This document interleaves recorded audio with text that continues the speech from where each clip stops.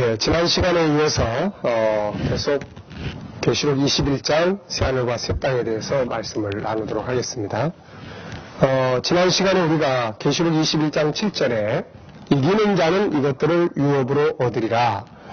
나는 저의 하나님이 되고 그는 내 아들이 되리라. 이 말씀까지 우리가 함께 했는데요. 유업에 대한 이야기를 조금 더 나누도록 하겠습니다.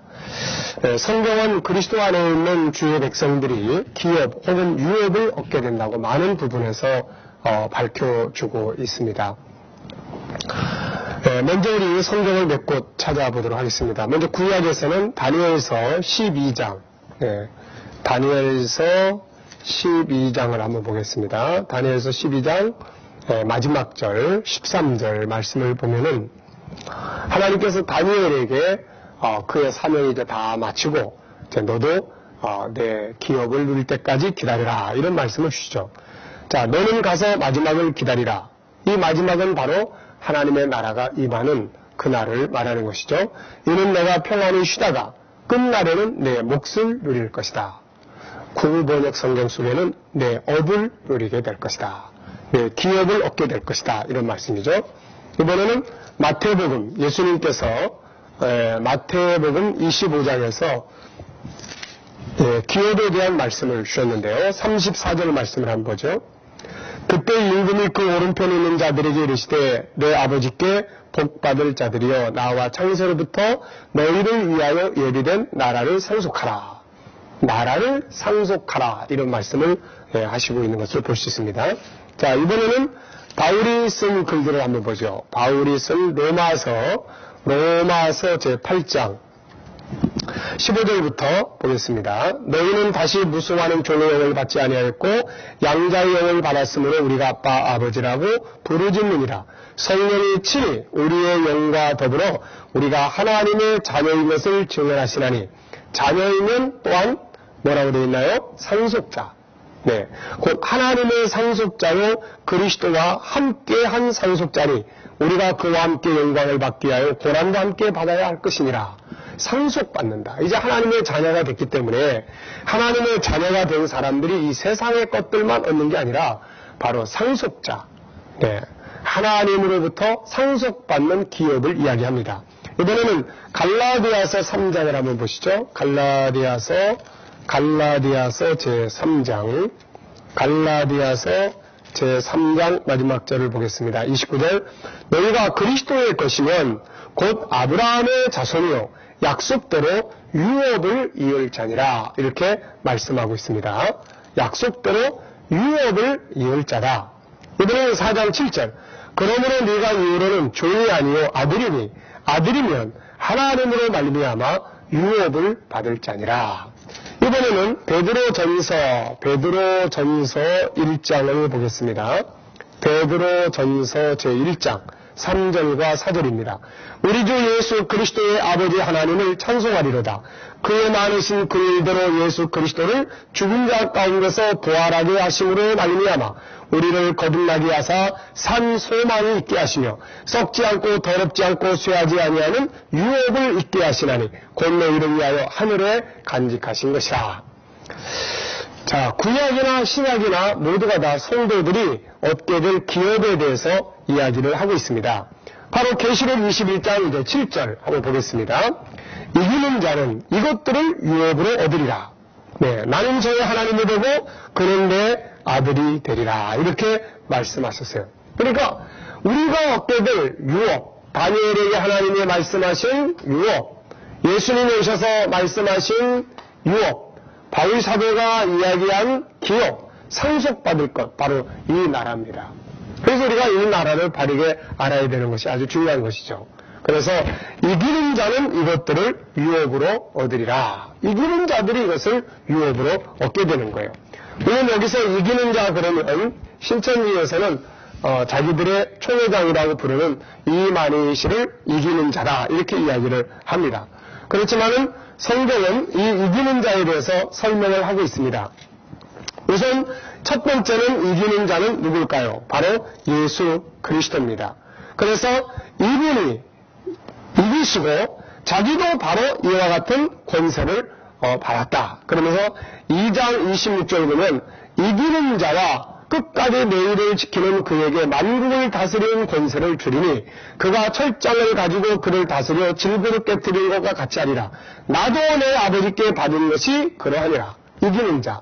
여기서 이기는 자는 첫째는 예수 그리스도, 두 번째는 그를 따르는 성도들이 되는 것입니다. 자, 그래서 신앙은 싸움입니다. 우리가 이 땅에서 믿음의 싸움, 사명의 싸움, 신앙의 싸움을 이겨야 될 이유가 바로 여기에 있게 되는 것입니다. 자, 그래서 이 나라는 바로 이기는 자들이, 믿음의 싸움을 승리한 자들이 얻게 되는 기업의 땅이다. 자, 이번에는 이제 21장 8절을 보겠습니다. 그러나 두려워하는 자들과 믿지 아니하는 자들과 흉악한 자들과 살인자들과 행음자들과 소백들과 우상숭배자들과 모든 거짓말하는 자들은 불과 유황으로 타는 것에 참여하리니 이것이 둘째 사망이라. 계시록은 모든 것이 다 완성되는 내용을 설명하는 책입니다. 그런데 우리 인간도 구원받은 자들은 새하늘과 새 땅에서 영생을 누리고 그렇지 않은 믿지 않는 자들, 구원받지 못한 자들은 불붙는 영원한 유황으로 타는 불못에 참여한다. 사람은 없어지는 존재로 만들어진 것이 아닙니다. 인간은 영원히 존재하는 자로 창조가 되었어요. 그래서 새하늘과 새 땅에서 영원히 살든 지옥 불붙는 곳에서 영원히 살든 인간은 영원히 살도록 만들어진 것이죠. 요한복음 3장 31절 32절을 보면 예수님은 하늘에서 오셨다고 말씀하면서 고비에서 그가 보고 들은 것을 증거하되 받는 이가 없다 이렇게 말씀하신 것을 볼 수 있어요. 그분이 이 땅에 오셔서 보고 들은 것들을 증거했습니다. 그가 보고 오셔서 증거한 게 뭘까요? 하나는 천국이고 하나는 지옥불입니다. 그래서 예수님의 말씀을 보면은 천국에 대한 말씀만 많은 게 아니라 지옥에 관한 말씀도 상당히 많이 나타나고 있는 것을 볼 수가 있어요. 마태오 10장 28절을 보면은 몸은 죽여도 영혼은 능히 죽이지 못하는 자들을 두려워하지 말고 오직 몸과 영혼을 능히 지옥에 멸하시는 자를 두려워하라. 정말 우리가 두려워해야 될 것은 우리의 몸과 영혼을 지옥불에 던지시는 것을 두려워해야 된다. 마태오 13장 41절에 42절에는 인자가 그 천사들을 보내리니 저희가 그 나라에서 모든 넘어지게 하는 것과 또 불법을 행하는 자들을 거두어내요. 풀무불에 던져놓으리니 거기서 슬피 울며 이를 갈미 있으리라고 말씀하고 있습니다. 마태오 18장 8절 9절에는 만일 내 손이나 내 발이 너를 범죄케 하거든 찌그러버리라. 불구자나 절뚝발이로 영생에 들어가는 것이 두 손과 두 발을 가지고 영원한 불에 던지는 것보다 나으니라. 만일 내 눈이 너를 범죄케 하거든 떼어내버리라. 한 눈으로 영생에 들어가는 것이 두 눈을 가지고 지옥불에 던지는 것보다 나으니라. 이렇게 말씀하고 있어요.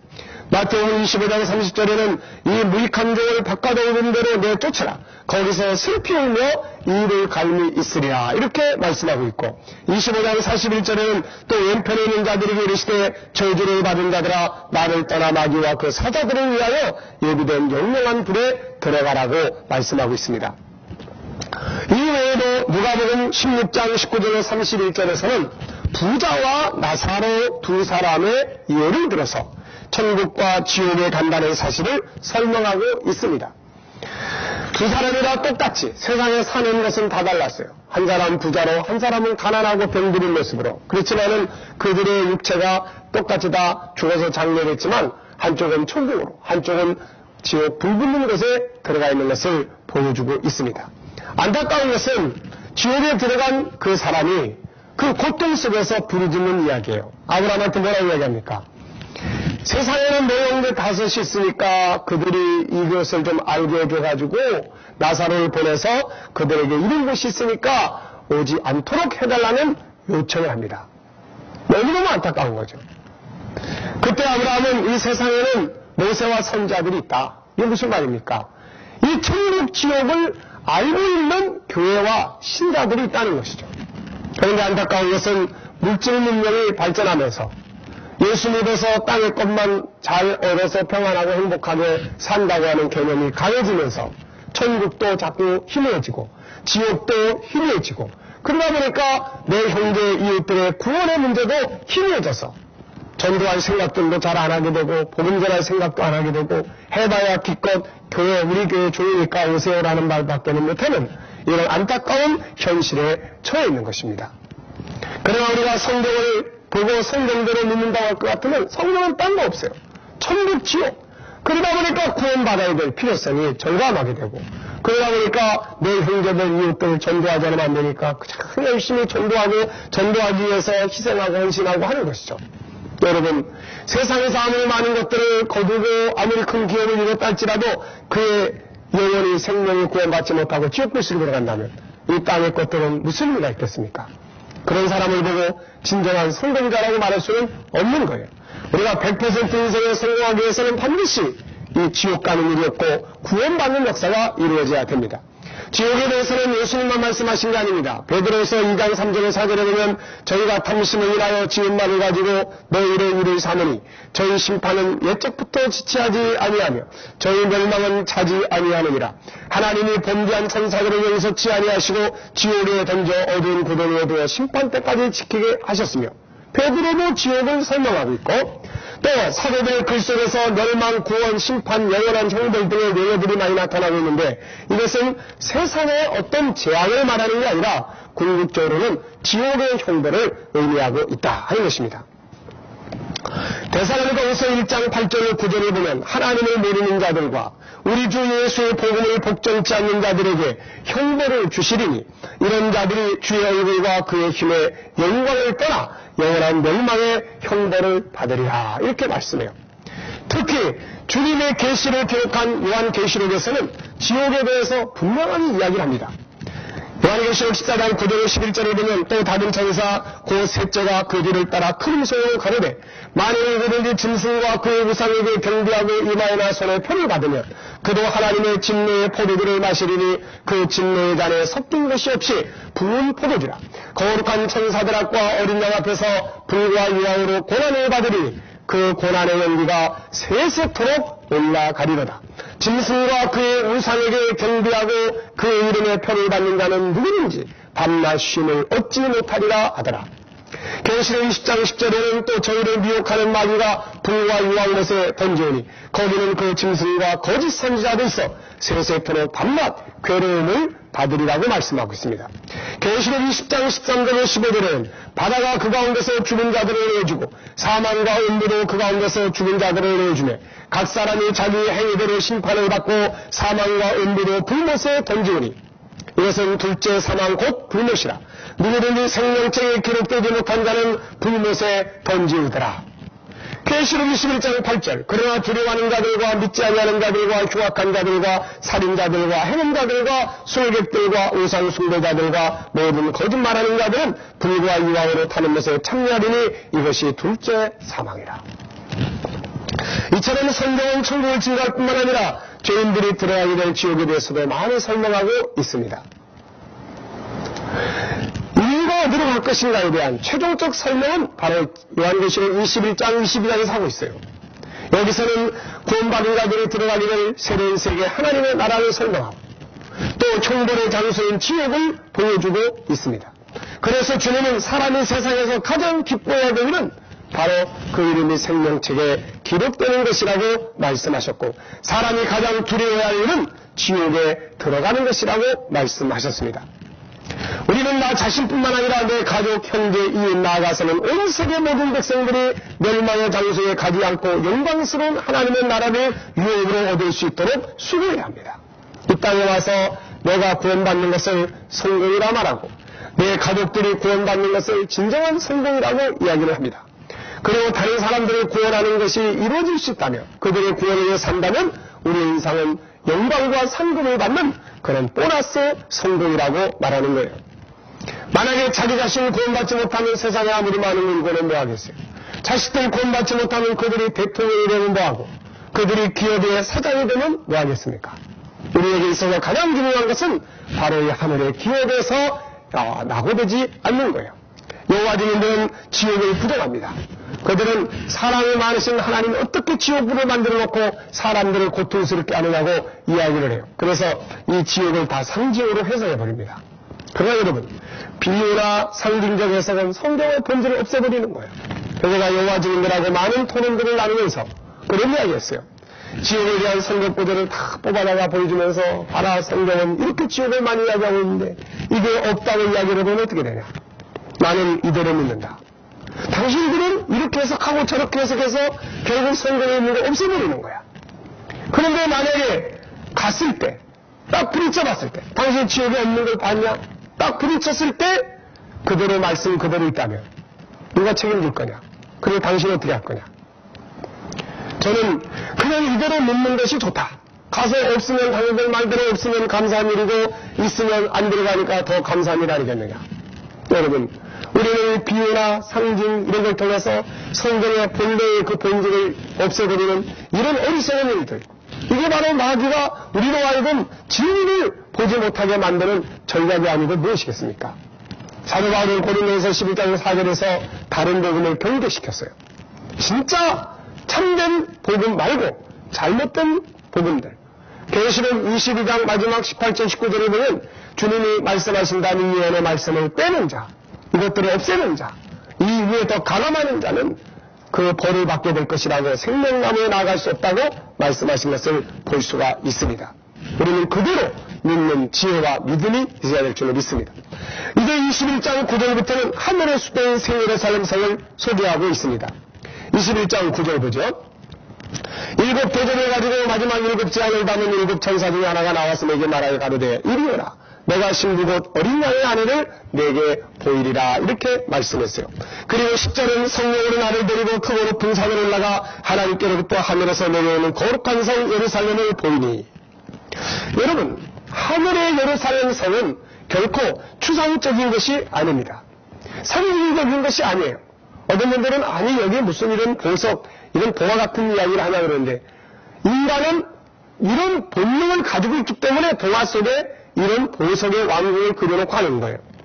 우리는 이 나라가, 이 하늘의 예루살렘이 실제 존재하는 것이라는 것, 실물이라는 것을 우리는 분명히 믿어야 합니다.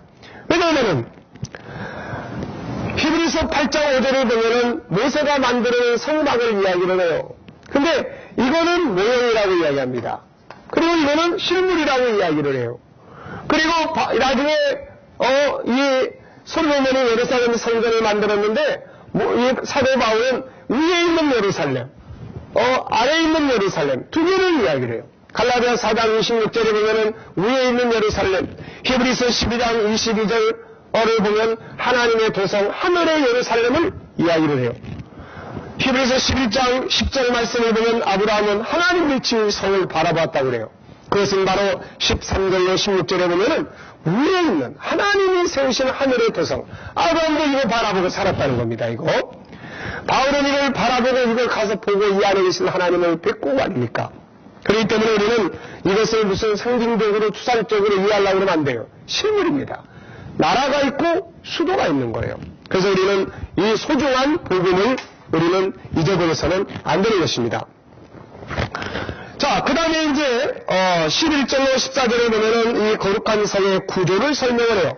하나님의 영광이 있으며 그 성의 빛이 지극히 귀한 보석 같고 병과 수정같이 맑더라. 그 높은 성곽이 있고 12문이 있는데 문에 12천사가 있고 그 문들의 이름을 썼으니 이스라엘 자손 12지파의 이름이라. 각 위에 이름들이 있어요. 성의 12지파 이름. 왜 이스라엘 12지파 이름이 하나님의 성의 그 중심부에 새겨져 있겠어요. 이들은 바로 이 땅에 하나님의 나라를 계시하는데 먼저 부름받은 사람들이에요. 먼저 부름받은 그 12지파의 이름이 여기에. 그들이 이 땅에 하늘의 복음을 받아서 세상에 전해준 공로자들 아닙니까? 그래서 그들의 이름이 영원토록 이 성에 새겨져서 빛나게 되고 영광을 누리게 되는 거예요. 자, 뿐만 아니라 이제는 그 성에는 12기초석이 있는데 이 여기는 어린 양의 12사도의 이름들이 있더라. 이 기초석, 여기에는 이제 사도들의 이름이 있는 거예요. 사도들의 이 기초석에. 물론 가룟유다의 이름은 빠졌겠죠. 그래서 이들은 하나님의 복음을 예루살렘에서부터 땅까지 전파하기 위해서 성령 충만해가지고 신약을 열었던 공로자들이에요. 천국인들이 얼마나 큰 공로자들입니까? 그래서 그들의 이름이 여기에 기록돼서 영원히 빛나게 되고 드나들 때마다 천사들과 성도들에게 칭송을 받게 되는 거예요. 그럼 우리의 이름은 어디에 있을까요? 우리의 이름은 요한복음 14장 2절 3절에서 예수님이 말씀하신 대로 너희를 위하여 처소를 예비하러 가노라. 우리를 위하여 예비된 처소, 우리 각자의 집에, 정문에, 여러분들 집에 들어가면 문패 있잖아요. 거기에 뭐 아무개 문패가 있습니다. 우리는 천국에 우리들의 집에 장로 누구누구, 목사 누구누구, 뭐 집사 누구누구 이런 이름들이 쫙 기록이 되어 있는 거죠. 그러면서 거기에는 우리들의 수고한 공로들이 기록되어 있을 겁니다. 그걸 쫙 기록이 돼 이 사람이 이 땅에서 어떻게 일을 했고 어떻게 수고했고 어떻게 됐고 하나님이 다 기록한다고 말씀하셨으니까. 그래서 거기에 드나드는 자들이 보면서 집사님이 이렇게 세상 사셨군요. 장로님이 이렇게 정말 감옥에 갇히셔서 복음을 위해서 고생 많이 하셨네요. 아무개 집사님 이렇게 하셨네요. 아무개 목사님 이렇게 숭배의 제물이 되셨네요. 그리고 칭송하는 거예요. 이게 성도의 누릴 영광이에요. 그런데 어떤 사람은 거기에다가 집사 아무개 예수의 이름으로 먹고 마시고 놀다가 온 사람. 이게 부끄러운 거예요. 그래서 우리가 이 세상에서 지금 물질 문명 속에서는요, 사람들이 사명 감당하는 거 싫어합니다. 십자가 지는 거 싫어합니다. 이거 잘못된 거예요. 그 나라를 생각해 보십시오. 그 나라에 온갖 순교자들, 핍박받는 사람들을 주를 위해서 고통받은 수많은 영웅들이 다 모이는데 우리는 예수 이름으로 잘 먹고 잘 살다가 기껏한 것이 맨날 교회 가서 모여가지고 엉뚱한 소리 나고 남 불평이 나고 그러다가 온 사람. 이런 거 기록되어 있다고 생각해 보십시오. 이거. 그래서 이 땅에서 우리의 삶은 평안해야 될지 모르지만 사명이나 믿음의 사명의 역사는 핍박도 받아야 되고 고난도 있어야 되고 사명 감당하면서 어려운 일도 겪어야 되고 이게 다 우리의 영광의 이름이 되는 거예요. 자, 그리고 이제 뭐 있습니까 이제? 성의 크기를 설명하죠. 21장 15절 17절에 보면은 내게 말하는 자가 그 성과 그 문들과 성곽을 청량하리고 금 갈대를 가졌습니다. 성은 내내가 반듯하여 장광이 같으니라. 갈대로 성을 청량하니 12,000스타디오요 장과 광과 고가 같더라. 그 성곽을 청량하는 144 규빗이니 사람의 청량 곧 천사의 청량이라. 크기를 이야기합니다. 이 크기를 알아듣기 쉽게 표현하려면은 15,000마일 정도. 네. 1,500마일. 이거를 키로수로 하면은 2,200km 정도라고 합니다. 그러니까 가로 세로가 높이가 이렇게 크니까 네. 구원받은 모든 성도들이 함께 모여서 하나님을 섬길 수 있는 그런 장소라는 것을 보여주고 있습니다. 그리고 21장 18절에 21절 그 성곽은 벽으로 쌓였고 그 성은 정금인데 맑은 유리 같더라. 그 성의 성곽의 기초석은 각색 보석으로 꾸몄는데 첫째 기초석은 벽옥이요 둘째는 남보석이요 셋째는 옥수요 넷째는 녹보석이요 다섯째는 홍마네요 여섯째는 홍보석이요 일곱째는 황옥이요 여덟째는 녹옥이요 아홉째는 담황옥이요 열째는 비치옥이요 열한째는 청옥이요 열둘째는 자정이라. 그 12문은 12진주니 눈마다 진주의 성의 기는 맑은 유리 같은 정금이라고 말씀하고 있습니다. 사람들이 동화책 그리면 꼭 보석으로 만들어진 궁궐을 그려놓습니다. 왜 그런 그림을 그릴 수 있을까요? 어디서 봤을까요? 우리의 본능 속에 있어요. 인간은 하나님의 나라에서 바로 이 보석으로 이루어진 거룩한 성을 드나들고 보석으로 이루어진 우리들의 집에서 살게 될 사람들이에요. 이게 본능 속에 있습니다. 그렇기 때문에 이 땅에서 동화 그리면 그런 보석 궁전을 그리고 재물이 많은 사람들은 집안에 있는 것들을 다 금으로 단장하려고 그러고 사람들이 이렇게 보석을 좋아하고 금을 좋아하고 다이아몬드를 좋아하는 거예요. 그래서 왕들은 자기들의 궁궐을 그냥 아름다운 보석으로 꾸미려고 애쓰는 겁니다. 왜? 그렇게 살아야 되는 것이 있기 때문에 그런 거예요. 그래서 이 세상에 우리가 보석이 없어도 슬플 필요가 없습니다. 왜? 하나님의 나라에 가면 다 있어요. 몽땅 다 우리가 이 땅에서 굳이 추구 안 해도 그 나라의 가장 아름다운 것들로 저와 여러분들을 위해서 준비된 처소가 있는 것입니다. 자, 하늘의 새 예루살렘은 각종 아름다운 보석들로 이루어져 있습니다. 베드로는 이 땅의 것은 다 썩어질 것이지만 하늘에 있는 건 썩지 않고 더럽지 않고 쇠하지 않는 것이다. 이렇게 설명을 해주고 있어요. 너무나 아름답기 때문에 사람들 잘 안 믿으려고 합니다. 그러나 이 세상에 그런 것들 모형 만드는 게 얼마나 많아요. 특히 모스크바 광장에 가보면 정말 아름다운 러시아 전교회들이 만들어져 있어요. 이 사람들은 성경 속에 있는 성을 만들어 보고 싶어서 아마 그렇게 단장했을 겁니다. 그래가지고 이 사람들은 러시아 전교회는 지붕이 이렇게 둥글게 돼 있죠. 지붕이. 근데 이 지붕을 전부 다 뭘로 만들어놨어요? 정금으로 덮어놨습니다. 다.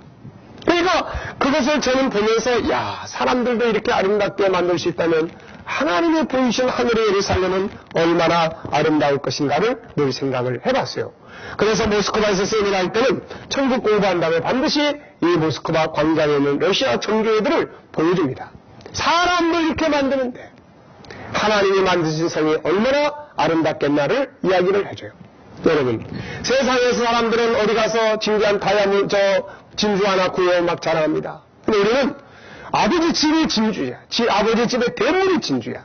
세상은 기껏이 아스팔트로 도로 깔아놓지만 하나님의 나라는 다 정금으로 도로가 만들어졌어요.